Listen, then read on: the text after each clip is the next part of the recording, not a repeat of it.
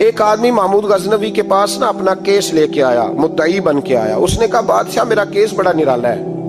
بادشاہ سلامت نے کہا وہ کس طرح؟ کہنے لگا یہ میرے پاس ایک تھیلی ہے، میں نہ سفر پہ جانے لگا تو یہ تھیلی پوری ہیروں کی بھری ہوئی تھی. فلاں علاقے کے جو قاضی صاحب ہے نا، میں جاتی دفعہ میں کہیں سفر پہ جا رہا تھا تو میں ان کے پاس چھوڑ گیا کہ رستہ لمبا ہے، کہیں کو مجھ سے چھین نہ لے، ہیروں کی بھری ہوئی. کچھ دنوں کے بعد میں واپس آیا ہوں، قاضی صاحب نے مجھے تھیلی واپس کی ہے تو اس میں ہیروں کی بجائے کھوٹے سکے نکلے. اب میں نے قاضی صاحب سے کہا ہے تو قاضی صاحب تو میرے گریبان تک آتے ہیں، وہ کہتے ہیں بتا کہیں سے پھٹی ہے، کھلی ہے؟ وہ جس طرح ٹانکے لگا کے تو نے سی تھی اسی طرح لگے ہوئے ہیں کہ نہیں؟ تو حضور لگے بھی بالکل اسی طرح ہے، نہ پھٹی ہے نہ کھلی ہے. اب میں لٹ گیا ہوں، میری کل عمر کی کمائی ضائع ہو گئی، کھوٹے سکے کہاں اور ہیرے کہاں؟ تو مہربانی کریں.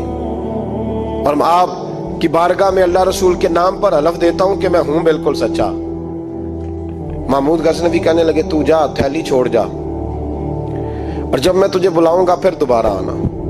شخص چلا گیا. محمود غزنوی اٹھے، دربار برخاست کیا، لوگوں سے کہنے لگے چلے جاؤ، میں 3 دن کے لیے سیر کرنے جا رہا ہوں، 3 دن کے بعد لوٹوں گا.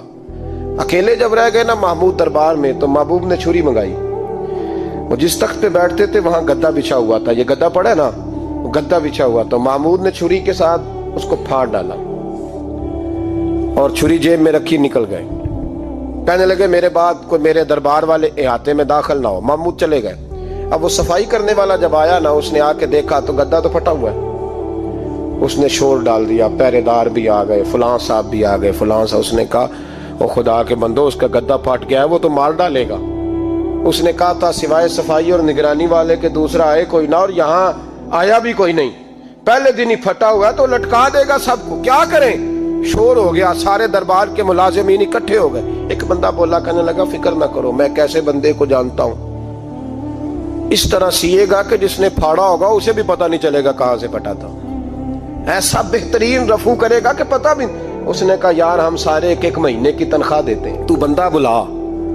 وہ بلا لیا اس کو، اس کا نام محمد رفو گر تھا. وہ آیا، اس کو گدا دکھایا، اس کا یار اس طرح سینہ پتہ نہ چلے. اس نے کہا فکر ہی نہ کرو، میں بڑا کاریگر ہوں. بڑے بڑے کاریگر لوگ نہیں ہمارے ملک میں پائے جاتے، کوئی نشان چھوڑتے ہیں پیچھے بڑے. احمد رفو گر کہنے لگا اس طرح سیوں گا کہ پھاڑنے والے کو بھی پتہ نہیں. ان کا پیسے لے یار تو سی دے. اس نے سی دی، اگلے شام ہی لا کے بچھا دیا گدا. تیسرے دن بادشاہ سلامت آئے، آ کے پہلی نظر گدے پہ ڈالی. اس نے بلایا سب ملازمین کو، کہا کس نے سیا ہے؟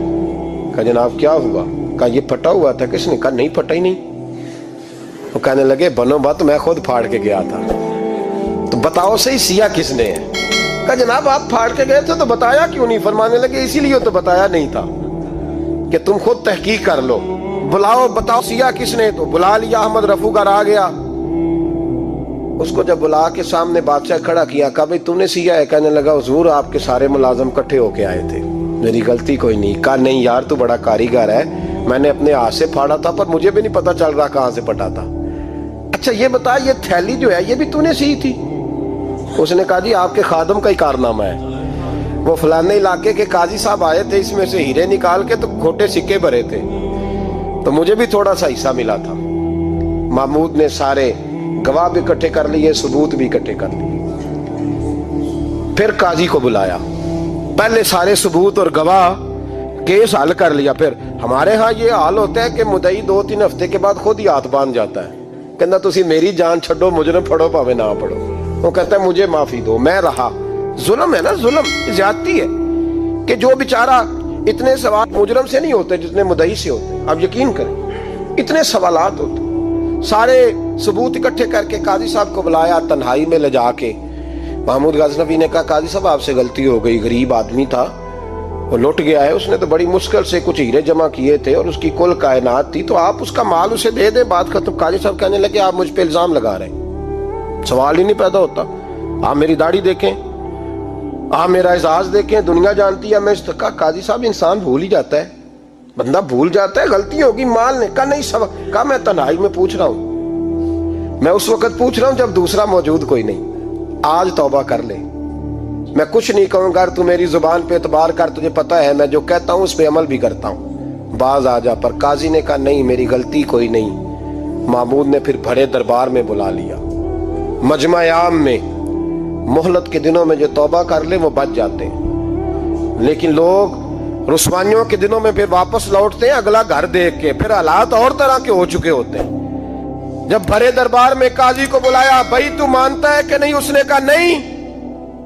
तो कहा बुलाओ अहमद रफूगर को। जब अहमद रफूगर आया तो बूढ़े काजी की टांगे कांपने लगी, जुमले टूटने लगे, लफ्ज जमीन पर गिरने लगे, बात सही नहीं होती, जुबान लड़खड़ाने लगी। महमूद कहने लगे, काजी मैंने तुझे कहा था वहां मान जा बात, अब बड़े दरबार में बोल। तो जब काजी साहब की गर्दन खुद ब खुद झुक गई तो दुनिया समझ गई। कहा निकल जा मेरे दरबार से। महमूद बोले निकल जा, इतनी तुझे इज्जत दी, इतनी बड़ी तनख्वाह दी, काजी बनाया, और ये थोड़ी सी रकम के लिए, थोड़ी सी रकम के लिए तो बददियानत हो गया, चल चला जा, निकल। काजी दरबार से निकला तो लोग लानतें बरसाने लगे। कल जो दुकानें छोड़ के सलूट करने आते थे वो कहने लगे इसकी उम्र देखो, इसके काम देखो, देखो इसने क्या किया। घर गया, बच्चे जिनके लिए पाप कमाया था, जिन्ना ली तू पाप कमाए हुन किथे नहीं हो तेरे घर दे, वो बच्चे कहने लगे अब्बा जी हम तो स्कूल मदरसा जाने के काबिल नहीं रहे, उम्मीद थी कि बीवी साथ देगी। वो कहने लगी मैं मेके कैसे जाऊंगी, गली की औरतें तरह तरह की बातें बनाती हैं। और भाई कामयाबियों के बड़े सरबराह होते हैं, कोई कामयाब हो जाए तो सारे कहते हैं मेरी सपोर्ट से हुआ है। नाकामियां हमेशा यतीम होती हैं, नाकामियों का कोई सरबराह नहीं होता। जब तक तो काजी था तो बड़े बात थी, हर बंदा कहता था रिश्तेदार है, रुसवाई हो गई तो वो तेरी आंख हो या संगे मलामत की चुभन, कौन पहुंचा है मेरे दर्द की गहराई तक। दौरे शोहरत में तो यारों ने किया याद बहुत, साथ आया ना कोई कूचे रुसवाई तक। और मियाँ साहब कहने लगे सारी उम्र ही आटा गुद है, मैं लखा कीते नहीं पेड़े, अब वक्त आया ही ते मोहम्मद बख्शा कोई नहीं हूं बैठा नेड़े। हालात ही बदल गए। काजी खामोशी से अंदर चला गया, अपनी रुसवाई समेट के बिस्तर पे लेटा। ना रोटी की भूख लगी, ना पानी की प्यास लगी, ना नींद आई, सारी रात तड़पता रहा।